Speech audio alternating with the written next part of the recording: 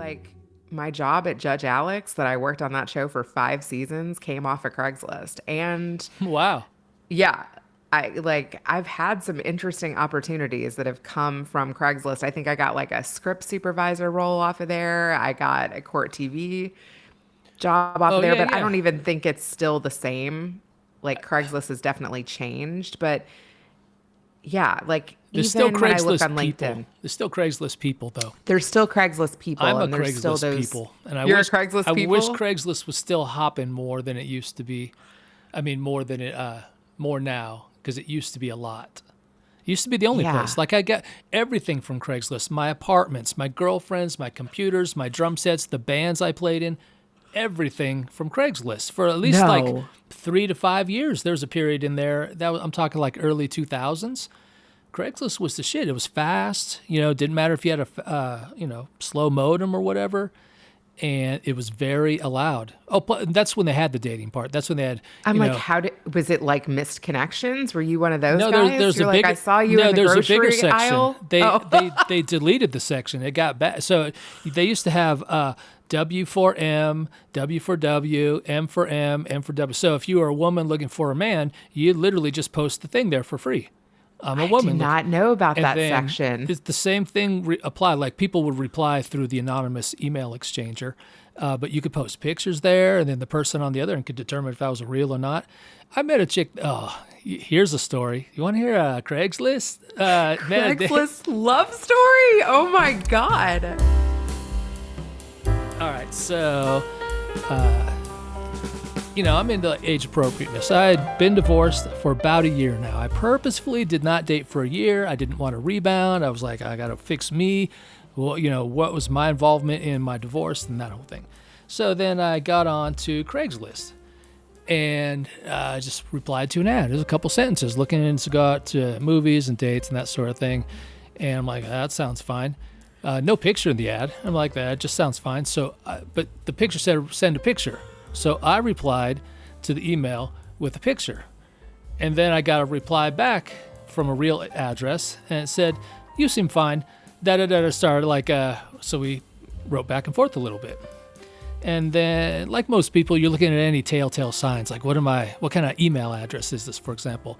So there's a number in her email address that indicated a year. And this year was right around the year that I graduated. So I'm like, cool. We're like, age appropriate. And she goes, let's meet at the college. Let's meet at the library. I'm like, that's cool. Safe place, public, all that. And plus, if she saw me and didn't like me in person, she could just sneak off and bail. And that's fair, right? That's fair. And what if I didn't look like me? And so I tried to back then you just kind of had to give it all up in advance, or who's going to trust a fucking weirdo from Craigslist, right? So then this kid came up to me and I'm like, what's up? She goes, hi, you're John? And I'm like, yeah, are you? Yeah. She goes, yeah, how's it going? And I'm like, oh.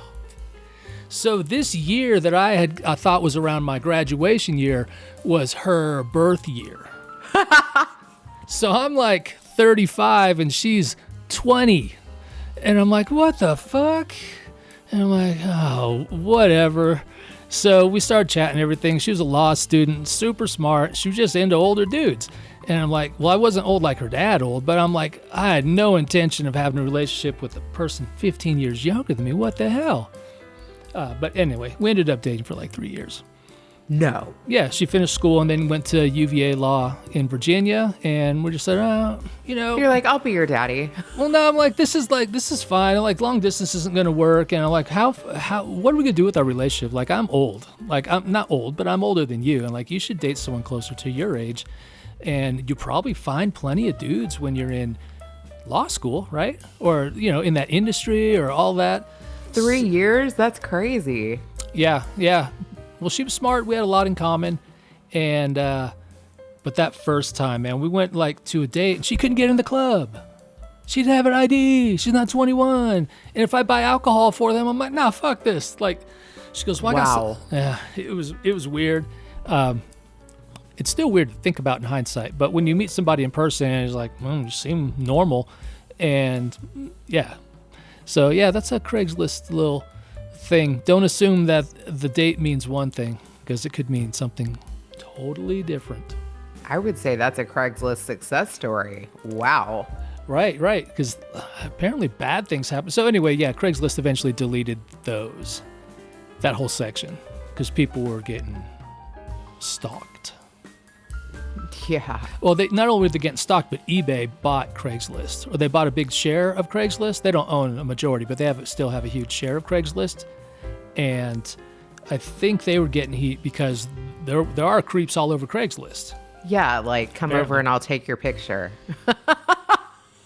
Oh, human trafficking became a thing. A lot of the men for women, a lot of those were like, "Hey, we're doing a shoot, $200 Thursday night." They were blatantly like, "Hey, we're porn." You know what I mean? And eBay is eBay, and even though they only own like 25%, they're like, "We're not in human trafficking business. You guys got to shut it down, the whole thing." And misconnections was in that section too, but even that got the whole. It was just personals. There's a section on Craigslist that just simply said personals, and it had all those categories under it. And